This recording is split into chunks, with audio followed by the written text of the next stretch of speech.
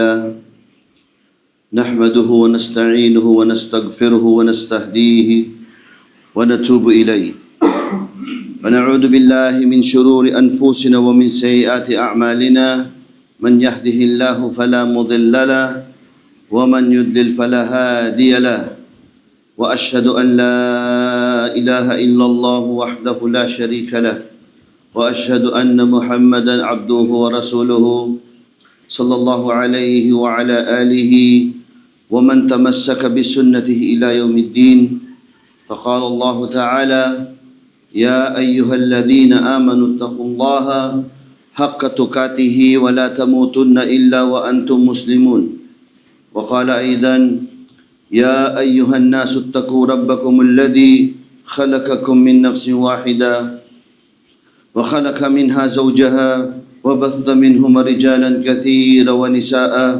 واتقوا الله الذي تساءلون به والأرحام إن الله كان عليكم رقيبا قال سبحانه وتعالى يا أيها الذين آمنوا اتقوا الله وقولوا قولا سديدا يصلح لكم أعمالكم ويغفر لكم ذنوبكم ومن يطع الله ورسوله فقد فاز فوزا عظيما فإن أصدق الحديث كتاب الله وخير الهدي هدي محمد صلى الله عليه وسلم وشر الأمور محدثاتها وكل محدثة بدعة وكل بدعة ضلالة وكل ضلالة في النار. Tunay na ang lahat ng papuri ay para lamang kay Allah subhanahu wa ta'ala. Atin siyang pinupuri. Sa Kanya tayo nahiling ng ating mga pangangailangan at sa Kanya tayo nahiling ng kapatawaran para sa ating mga kasalanan. Ako'y nagpapakupkop kay Allah laban sa kasamaan ng aking sarili at sa masamang resulta ng aking gawa. At tunay nga na sino man ang gabayan ni Allah ay walang makapagliligaw at sino man ang kanyang hindi bigyan ng gabay ay hindi ito makasusumpong ng gabay. Ako'y sumasaksi na walang Diyos na karapat dapat sambahin maliban lamang si Allah subhanahu wa ta'ala. Ang nag-iisang Diyos, ang walang katambal, at ako'y sumasaksi na si Muhammad sallallahu alaihi wasallam ay ang kanyang huling sugong ipinadala para sa sangkatauhan. Sumakanya nawa ang pagbati, pagpapala, pagpupugay, at gayon rin sa kanyang mga kasamahan at sa lahat ng tumangkilik ng sunnah hanggang sa pagsapit ng araw ng paghuhukom. Binanggit ni Allah ang mga ayan ng Quran sa pagpapaalala ng taqwa. Sabi ni Allah, o mga mananampalataya, matakot anya kayo kay Allah ng tunay at karapat-dapat na takot na para lamang sa Kanya at huwag niyong hahayaan na kayo'y darat na ng kamatayan maliban na kayo ay mga tunay na mga Muslim, mga sumasampalataya sa kaisahan ni Allah subhanahu wa ta'ala. At sa isang aya sinabi ni Allah, o sangkatauhan, matakot kayo sa inyong Panginoon na nilikha kayo mula sa isang tao at mula dito ay nilikha ang kanyang kapareha at sa kanilang dalawa ay nilikha ni Allah subhanahu wa ta'ala ang maraming kalalakihan at kababaihan. Matakot tayo kay Allah na siyang magtatanong sa atin kung paano natin ginugol ang ating buhay dito sa mundo. At bahagi ng takot kay Allah subhanahu wa ta'ala ay ang hindi pagputol sa mabuting ugnayan sa ating pamilya at kamag-anakan. Inna Allah kana alaykum raqiban. At tunay nga na si Allah subhanahu wa ta'ala ay palagian sa atin ay nakamasid. At sa huling aya ng pagpapaalala ng takot kay Allah, sabi ni Allah subhanahu wa ta'ala, o mga sumasampalataya, matakot kayo kay Allah, wa qulu qawlan sadidan. Matakot ika tayo kay Allah at magsalita ng matuwid sa pamamagitan ng pagsasalita ng matuwid na may kalakip na takwa kay Allah. Ang sabi ni Allah sa Quran, yuslih lakum a'malakum wa yaghfir lakum dunubakum. Ito ang magsasanhi na ang ating mga gawa ay magiging mainam, ang ating mga ibada, ang ating mga amal ay magiging katanggap-tanggap kay Allah subhanahu wa ta'ala. Pagkatapos yaghfir lakum dunubakum, at siyang magiging sanhi ng pagkakapatawad sa ating mga kasalanan. Wa man yuti'illaha wa rasulahu faqad faza fawzan 'aziman. At sino man ang susunod kay Allah subhanahu wa ta'ala sa kanyang mga batas at pinag-uutos at sa pamamaraan at gabay ni Muhammad sallallahu alaihi wasallam, faqad faza fawzan adiman, ay magkakaroon o magkakamit ng dakilang tagumpay. Mga magulang at mga kapatid sa pananampalatayang Islam, purihin natin si Allah subhanahu wa ta'ala sapagkat ginabayan niya tayo na magsama-sama sa mabiyayang araw ng Jum'ah, araw na kung saan ay inilalaan upang alalahanin natin si Allah ng mga Muslimin sa kanilang buhay sa dunya, ay makapaglaan ng araw na magsama-sama ang kapatirang Muslim upang makapakinig ng mga ayatan ng Quran at mga hadith ng Rasul sallallahu alaihi wasallam. Isa itong malaking biyaya kay Allah. Biyaya na binibigay niya sa mga Muslimin na nagkakaroon tayo ng panahon upang dakilain si Allah subhanahu wa ta'ala. Kaya purihin natin siya sa kabila ng ating abalang buhay. Dito sa dunya ay nakapaglalaan tayo at hindi lahat ng mga Muslim ay nabibigyan ng pribilehiyo ni Allah ng lakas ng pangangatawan at lakas ng pananampalataya at kagalakan sa puso na dumalo sa mga pagtatagpo sa Jum'ah o Salatul Jum'ah, Khutbatul Jum'ah. Iilan lang sa mga Muslim. Kahit kung tayo, nakita natin ang ating mga sarili na nagsala ng Jum'ah, ito'y biyaya ni Allah subhanahu wa ta'ala sa atin. Upang tayo makaalala, upang tayo'y makarinig ng mga paalala ni Allah subhanahu wa ta'ala. At mga magulang at mga kapatid sa pananampalatayang Islam, ang pinakamahalagang dapat o tataglayin ng mga mananampalataya o mga alipin ni Allah subhanahu wa ta'ala ay hindi ang mga makamundong bagay. Hindi mga bagay dito sa dunya. Gayunpaman ay hindi masama na magkaroon.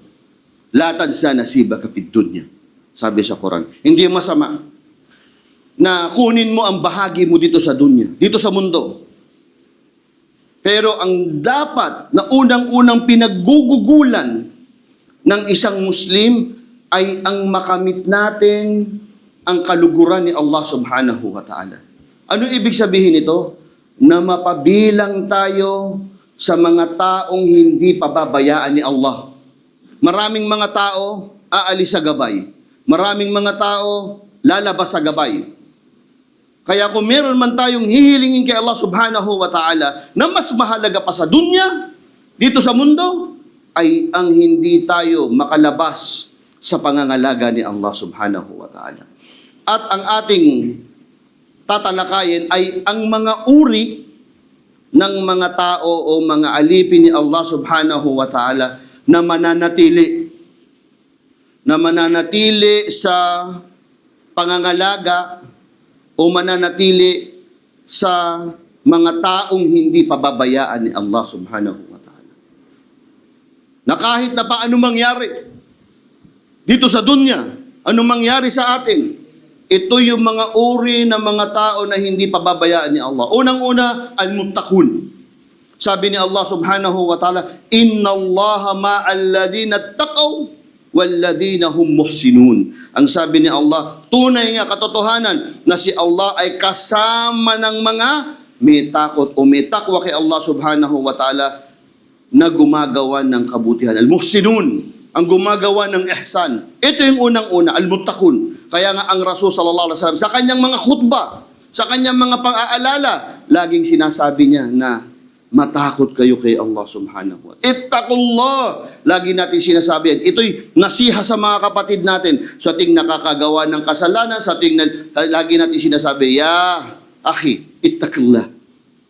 Matakot kayo kay Allah. Bakit? Sapagkat isa sa mga taong hindi pababayaan ni Allah ay ang mga taong muttaqun. Silang may takot kay Allah subhanahu wa ta'ala. Ano ibig sabihin ng takot? Ng takwa? Ang takwa is Arabic. Ang takot, ito'y translation, ito'y silent, pero pag sinabi mong takwa kay Allah subhanahu wa ta'ala, ito yung pag-iwas sa mga bagay na masasama at pagsunod sa mga kautusan. Yun ang takwa. Hindi yung takot na para kami kaaway, hindi. Pag sinabing takot kay Allah, ito yung pag-iwas mo sa mga kasalanan. Kaya't hanggat ikaw umiiwas ka sa mga kasalanan at sinusunod mo ang mga utos ni Allah subhanahu wa ta'ala, wallahi al-azim, kabilang tayo sa mga hindi pababayaan ni Allah subhanahu wa ta'ala. Napasabi ni Allah, وَمَنْ يَتَّقِ اللَّهَ يَجْعَلْ لَهُ مَخْرَجًا وَيَرْزُقُهُ مِنْ حَيْثُ لَا يَحْتَسِبْ. Sabi ni Allah, sino madawaan niya ang matakot kay Allah subhanahu wa ta'ala, yung may taqwa, yarzuquhu min haythu la yahtasib. Bibigyan ka ni Allah ng rizq, yarzuquhum, rizq, biyaya, min haythu la yahtasib. Min haythu la yahtasib, hindi mo kayang mabilang at hindi mo kayang makwenta. Ang sabi pa ng mga ibang tafsir, ito yung rizq, biyaya ni Allah, hindi mo alam saan galing. At hindi mo alam ba't di nauubos. Kasi may rizq, may baraka. Minsan walang-wala ka na. Walang-wala, nandun na tayo sa bingid ng ating problema. Pero dahil patuloy tayong may takot kay Allah, tinutupad natin ang ating mga sala, ang ating obligasyon sa Islam, wallahi dumarating ang tulong. Kung isa tayo sa mga tunay na mga sumasampalataya at gumawa ng obligasyon natin sa Islam, isa tayo sa magiging saksi sa sarili natin. Na minsan, walang-wala na. Pero dahil tayo ay may takot kay Allah, dahil tayo umiwas sa mga haram, dahil tinupad natin ang mga bagay na ipinag-uutos, wallahi, nararamdaman natin, saan galing itong biyayang to? Meron ka konti lang, pero masya Allah, hindi nagugutom ang pamilya ko. Yun ang sinatawag na sino man ang may takwa kay Allah subhanahu wa ta'ala ay bibigyan niya ng biyaya min haythu la yahtasib, hindi natin kayang kwentahin. Wa makhraja. Ano yung makhraja? Makhraja ay lagusan, exit, makhraj sa Arabic. Pero ang tafsir ng makhraja, lulusutan o lalagusan mo sa tuwing may problema ka. Kumbaga sinasabi ng mga ulama, ng mga tafsir, min haythu makhraja, ibig sabihin, kapag may dumating na problema sa'yo at ikay may takot kay Allah, ang solusyon na binibigay mo o iniisip mo sa mga problema mo ay hindi gumawa ng haram, manatili kay Allah, bibigyan kanya ng solusyon sa problema mo.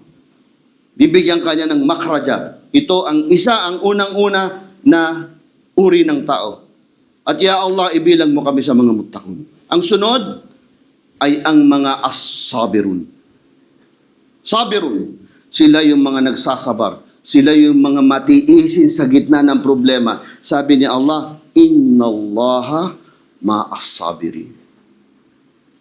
Kasama daw anya ni Allah. Si Allah ang kasama na nagsasabar. Kaya kapag tayo nakakaramdam ng kahirapan, nakakaramdam ng mga pagsubok, at nagsasabar ka ng ikhlas sa puso mo, tunay na pagtitiis para kay Allah, tunay na sinasabi ng aya na sa mga oras na yun, kasama mo si Allah. Magdua ka kay Allah, humiling ka kay Allah. Mismo nga ang Quran nagsasabi, Inna Allaha ma'as-sabirin. Kapag nasa kalagitnaan ka ng mga pagsubok at nagsasabar ka, di gumagawa ng haram, hindi ka sumasandal sa haram, tinatawag na kapit patalim na kapag nasa gitna na ng kahirapan ay gumagawa na ng mga haram, mas nanatili ka na sa halal, nanatili ka sa Islam, kahit na sa anong kahirapan, wallahi, malaman mo nakasama mo si Allah subhanahu wa ta'ala. At inna ma'al usri, yusra. At tunay na pagkatapos nitong mga kahirapan na ito, kung ikaw ay naging matatag, kung ikaw ay kumapit, ay darating ang kaluwagan. At sabi pa ni Allah subhanahu wa ta'ala, innama yuwaffas sabiruna ajrahum bighayri hisab.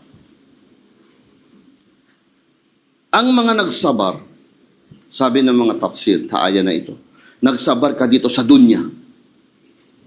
At kinadar ni Allah subhanahu wa ta'ala na sa gitna ng mga pagsubok ng pagsasabar mo ay dinatnang ka na lang ng kamatayan na hindi naging matino ang buhay. Ito nangyayari. Na kahit na anong sabar, hindi talaga naayos. Sabi, sa araw ng paghuhukom, ang mga tao na ito bigay rihisan. Hindi na kayo kikwentahan. Papasok na lang kayo sa paraiso, bigay rihisab. Sino? Yung mga nagsabar ng totoo. At sa kabila nun, lahat ng pagsasabar mo, para bang wala talaga. Aabutan na lang. Hanggang namatay na lang. Allah. Sabi ni Allah subhanahu wa ta'ala sa araw ng paghuhukom, bigay rihasab. Papapasukin ka sa paraiso na hindi ka Subhanallah, may mga mujahidin, may mga salihin, nakapila para sa kanilang hisab. Pero yung mga sabirin na nagsabar sa dunya, yadkhul jannah bighairi hisab, ay papapasukin ni Allah subhanahu wa ta'ala na hindi na kinikwenta. Ang sunod ay ang mga tinatawag na Nasiruddin Allah. Nasiru dinillahi ta'ala. Ano ibig sabihin ng Nasiru? Nasiru, sila yung mga tumutulong sa din ni Allah. Ano ibig sabihin nitong, paano mo tutulungan ng din ni Allah? Din ni Allah subhanahu wa ta'ala yan. Relihiyon ni Allah yan. Islam yan. Paano ka masasabing Nasiru? Ang sabi ng mga ulama, sila yung mga da'iyah. Sila yung mga nasa da'wa. Sila yung tumutulong sa da'wa. Sila yung mga nagdadawa, sila yung mga volunteer. Sila yung hindi kumukuha ng kapalit. Kahit na may mga programang dawa, sila yung mga kasama. Sila yung tumutulong sa din ni Allah. Totoo, walang kayang tumulong sa din ni Allah subhanahu wa ta'ala. Magiging tagumpay ang Islam. Pero kinikilala ni Allah na Nasiruddin. Nasiruddin, mga tagapagtulong ng din ni Allah, yung mga volunteer, yung mga da'iyah. At itong mga taong ito ay kabilang sa mga hindi pababayaan ni Allah subhanahu wa ta'ala. Sabi sa Quran, in tansurullaha yansurukum wa yuthabbit aqdamakum. Sabi ni Allah subhanahu wa ta'ala, kung inyong tutulungan si Allah subhanahu wa ta'ala, di natin kayang tulungan si Allah. Siya ang nagmamay-ari ng lahat. Qadirun. Pero ginamit sa Quran, ang nasrul, ang pagtulong sa dinillah, pagtulong kay Allah, ay yung mga taong tumutulong sa da'wah. Yung mga taong tumutulong sa pagpapalaganap ng pananampalatayang Islam. At kung ikaw, sabi sa Quran, ay tutulong ka para sa landasin ni Allah subhanahu wa ta'ala, Allahu yansurukum. Tunay nga na darating ang tulong ni Allah subhanahu wa ta'ala. Wa yuthabbit aqdamakum. At patatatagin niya ang mga paa niyo. Ito'y aya ng Quran, patatatagin. Anong tafsir nito? Anong pagpapaliwanag nito? Patatatagin niya tayo. Kapag tumutulong ka sa din, magiging matatag ka. Anumang mga pagsubok ang dumating sa iyo, kapag ikaw ay tumutulong sa din. Kaya wag natin mamaliitin. May mga programa, naghahanap tayo, mga volunteers. Minsan may yung mga simpleng pag-Ramadan, tutulong tayo na maglig. Yan ang pagtulong sa din ni Allah. At kabilang ka dyan, yuthabbit aqdamakum, patatatagin ka ni Allah subhanahu wa ta'ala sa mga pagsubok. At hindi ka pababayaan ni Allah subhanahu wa ta'ala. Ang sunod ay ang mga taibun, ang mga nagtatawbah. Yung laging nagbabalik loob kay Allah subhanahu wa ta'ala. Sapagkat ang tao lagi nagkakamali, lagi tayo nagkakasala, pero kung kabilang tayo sa taibun, lagi nagbabalik loob, lagi bumabalik kay Allah subhanahu wa ta'ala. Kahit na nagkakasala, alhamdulillah, kabilang ito sa mga hindi pababayaan ni Allah. Sabi ni Allah subhanahu wa ta'ala, inna Allaha yuhibbut tawwabin wa yuhibbul mutatahhirin. Minamahal ni Allah ang nagtatawbah. Meron bang nagtatawbang hindi nagkakasala? Kaya ka nga nagtatawbah, nagkakasala ka. Pero sinabi pa rin sa Quran, mahal to ni Allah. Wal mutatahhirin. Yung mga nililinis nila, dinadalisay nila yung sarili nila sa kabila ng maraming mga kasalanan. Ano yung pagdadalisay sa sarili? Nagkasala ka, sadaka. Mag-umrah, mag-hajj. Ang salatul juma'a ilal juma'a ay paglilinis. Nag-juma'a ka ngayon, sa susunod na juma'a, kabilang ito sa mga mukaffirat. Kaya kung nag-juma'a ka ngayon, salatul juma'a ka, at nag-juma'a ka ulit sa susunod na linggo, yung sa pagitan ng mga nagawa mong kasalanan, pagtatakpan ni Allah. Mga minor sin. Pero yung mga malalaking kasalanan, kailangan mo itawba. Kailangan ibalik loob kay Allah subhanahu wa ta'ala. Pero ang Muslim na nagjumaa ngayon at nagniniyat na magjujumaa uli siya next Friday, ang mga nagawa niyang mga pagkakamali at pagkukulang sa pagitan na yon, mukaffira. Si Allah na bahala. Pagtatakpan ni Allah subhanahu wa ta'ala ang mga bagay na yun. Kaya mahal na mahal ni Allah subhanahu wa ta'ala ang mga nagtatawba. Ang sunod, ang mga muksitun. Muksitun. Sila yung mga taong makatarungan. Ito'y para sa mga leaders natin. Para sa mga amir, mga pinuno. Sabi ni Allah, Inna Allah yuhibbul muksitin. Yung mga nailagay sa posisyon na naging makatarungan, nabigyan tayo ng kapangyarihan, otoridad, at naging makatarungan ka, hindi ka pababayaan ni Allah. Kahit na pa, makalaban mo ang lahat ng tao. Kung nanindigan ka sa katarungan, hindi ka pababayaan ni Allah subhanahu wa ta'ala. Dahil naging matuwid ka, naging makatarungan ka, at nagalit sa iyo ang sistema, maging matatag ka lang. At wallahi al-azim, Allahu yuhibbul muqsitin.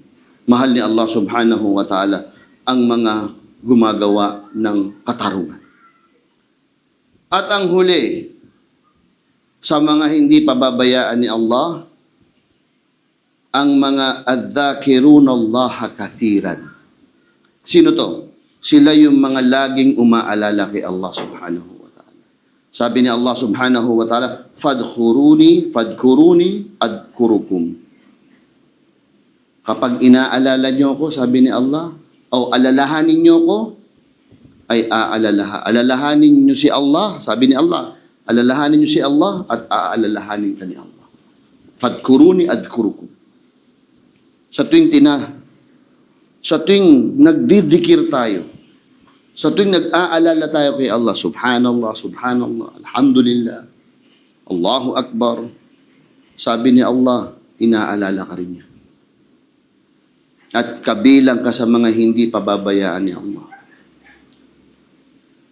Kung maalala ka lang ng isang presidente, ay, kamusta nga pala si Muhammad? Presidente, hari, naalala si Abdullah. Kamusta nga pala si Abdullah? Puntahan mo nga kung may problema siya. Hari, kayang wakasan ng problema mo. Pag naalala ka ng hari, puntahan mo si Muhammad. Baka may ginagawa siya ngayon. May problema siya. Pera lahat. Hari. Paano pa pag si Allah nakaalala sa'yo? Wallahi yung alipin. Isang alipin na umaalala kay Allah. At naalala kay ani Allah. Si Allah nakaalala sa'yo. Anong po problemahin mo? Anong gagawin natin? Alalahanin natin si Allah subhanahu wa ta'ala. Huwag natin sukatin ang pagmamahal ni Allah dito lang sa dunya. Huwag natin isipin na walang-wala tayo ay hindi na tayo mahal ni Allah. Kung kabilang ka naman sa mga muttaqun, may takot, kabilang ka sa mga sabirun, nagsasabar kay Allah, nagtitiis, kabilang ka sa dakirun, mga umaalala kay Allah, taibun, kabilang ka sa nagbabalik loob kapag nagkakasala, wallahi hindi mo kailangan ng dunya. Hindi natin kailangan ng dunya. Si Allah subhanahu wa ta'ala, bibigyan tayo kung ano yung nakararapat sa atin. Kaya iduan natin kay Allah na ibilang niya tayo sa mga muttaqun. Ibilang niya tayo sa mga may takwa. Sa mga Muslimin na daratnan ng kamatayan, na nasa estado na tayo sumasampalataya sa kaisahan ng Diyos. Walang perpekto. Lahat nagkakasala. Pero yung estado na ang puso ko ay kumikilala sa nag-iisang Diyos, yun ang ipanalangin natin na datnan tayo ng kamatayan, na nasa kalagayan tayo, nasa estado tayo na isang tunay o totoong Muslim. Wala tamutun na illa wa antum muslimun. Nang sa gayon, maging tagumpay tayo dito sa dunya. Lagi natin ipagdua na ibilang tayo ni Allah sa mga sabirun, sa mga nagtitiis, sapagkat ang dunya ay pagsubok. Ang mundo ay pagsubok. Araw-araw yan may darating. Pero kung nagsabar tayo, ay tunay nga na magtatagumpay tayo. Wa aqulu qawli hadha wa astaghfirullah li wa lakum wa lisa'il muslimina min kulli dhanbin fastaghfiruhu fa innahu huwal ghafurur rahim. Bismillahirrahmanirrahim. Alhamdulillahi wa bihi nasta'in fi umuri dunya wad din. Wa sallallahu ala nabiyyina Muhammadin wa ala alihi wa sahbihi ajma'in. Ang lahat ng papuri ay para lamang kay Allah subhanahu wa ta'ala na siyang hinihilingan natin ng mga pangangailangan natin sa dunya at humingi tayo ng mga pangangailangan natin para sa din. Pagbati, pagpugay sa kanyang sugo nawa na si Propeta Muhammad sallallahu alaihi wasallam at gayon rin sa kanyang mga kasamahan at sa lahat ng tumangkilik ng kanyang sunnah. Sabi ng Rasul sallallahu alaihi wasallam, pangalagaan natin ang pag-alala kay Allah. Para nandun tayo sa mga mananatili sa pangangalaga ni Allah. Sabi sa hadith, ihfadillaha yahfadu. Ihfadillaha tajiduhu tujahak. Sabi ng Rasul sallallahu alaihi wasallam, pangalagaan natin si Allah. Ano ibig sabihin ng pangalagaan? Ihfadillah. Pangalagaan natin ang pag-alala kay Allah. Pangalagaan natin ang ating relasyon kay Allah subhanahu wa ta'ala na mapabilang tayo lagi sa dil. Sa sakop ng awa ni Allah subhanahu wa ta'ala ay pangangalagaan tayo ni Allah. Ihfadillah. Pangalagaan natin si Allah, ang relasyon natin kay Allah, ang pag-alala kay Allah, tujiduhu tujahak, ay matatagpuan mo siya sa iyong harapan. Guidance natin, nasa tamang landasin tayo. At sabi ng Rasul sallallahu alaihi wasallam, wa idasta'ant fasta'in billah. Kapag hihiling ka kay Allah ka humingin. Humingi ka kay Allah subhanahu wa ta'ala. Sa Kanya tayo magtawakkal. Sa Kanya tayo humingi ng mga pangangailangan natin. At tutugunin tayo ni Allah subhanahu wa ta'ala. Wa'alam, wa idha sa'al, pas'alillah. At kapag humiling ka, nangailangan ka, kay Allah ka hihingi. At sabi ng Rasul sallallahu alaihi wasallam, wa'alam, anna al-ummata law ijtama'at ala an yanfa'uka bi shay'in lam yanfa'uka illa bi shay'in kad katabahu Allahu lak. At sabi ng Rasul sallallahu alaihi wasallam, law ijtama'al ummah, kung magtulong-tulong ang lahat ng tao, umma, lahat ng nasyon, pinakamakakapangyarihan, ay yanfa'uka bi shay'in, upang bigyan ka ng kabutihan, yanfa'uka, bigyan ka ng pakinabang, lan yanfa'uka illa bi shay'in kad katabahu Allahu lak, ay hindi mangyayari ito. Walang pakinabang kang makukuha. Illa kad katabahu Allahu lak. Maliban kung to yung gusto ni Allah. Kahit na magtipon-tipon ng lahat ng tao. Kaya bakit ka aasa sa kanila? Bakit ka aasa sa mga kapwa mo nilikha?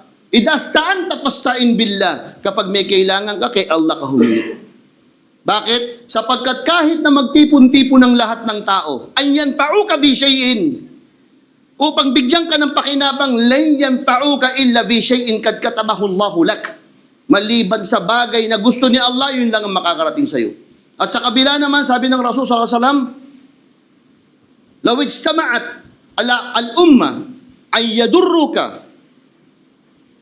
kung nagtipon-tipon naman ang mga tao upang pasamain ka, gawin kang masama, lagyan ka ng kasamaan, gawan ka ng kasamaan, lay yadurruka bisyai'in illa kad katabahu Allahu lak, ay hindi ka nila kayang gawa ng kasamaan maliban kung ito'y pinahintulutan ni Allah. Rufi'atil aqlam wa juffatis suhub, at tinaas na ang panulat. Ibig sabihin, nakatakda na at tuyo na ang mga pahina. Ito'y akida ng Muslim na kahit na anong gawin nila, wala silang magagawa sa iyo maliban kung gusto ni Allah. Nakatakda na yan. Yung risk mo, lahat ng meron ka, hanggang mamatay ka, tinakda na ni Allah. Magtulong-tulong sila upang alisin sa iyo yan, lay yadurruka, lay yanfa'uka bi shay'in. Hindi nila maaalis, hindi nila madadagdagan kung ano yung tinakda sa iyo ni Allah. Nakatakda na yun. Rufi'atil aqlam, kung ano yung magkakaroon ka sa buhay mo dito sa dunya, kahit na magtulong-tulong sila para alisin yan, bawasan yan, dagdagan yan, hindi na nila magagawa yan. Kaya kung may kailangan ka, kung meron kang dapat ingatan, yun ay ang relasyon mo kay Allah subhanahu wa ta'ala. Sapagkat si Allah kaya niyang baguhin lahat yan. Kaya niyang dagdagan lahat ng para sa'yo. At tunay na siya ang nakakaalam. Kung yan ang binigay niya sa'yo, yan ang mabuti sa'yo. Ikaw, humihiling, merong tao na may gustong bigay sa'yo, pero ang masusunod si Allah. Meron kang gusto, meron silang gusto, pero si Allah ang masusunod ng may kagustuhan ng lahat. Kaya kung meron tayong pag-iingatan, wala lahat ito. Babalik tayo kay Allah. Siya lumikha sa atin. Siya ang magtutusto sa atin. Siya ang nakakaalam sa atin. Kaya kung meron tayong pag-iingatan, ito ay ang relasyon natin kay Allah subhanahu wa ta'ala. Ito ay ang manatili tayo nasa tamang landas at maging mga Muslim. Iduan natin kay Allah subhanahu wa ta'ala na gabayan tayo, na ibilang tayo ni Allah subhanahu wa ta'ala sa kanyang mga papangalagaan, sa kanyang mga hindi pababayaan, at ibilang tayo ni Allah subhanahu wa ta'ala na magtatagumpay dito sa dunya.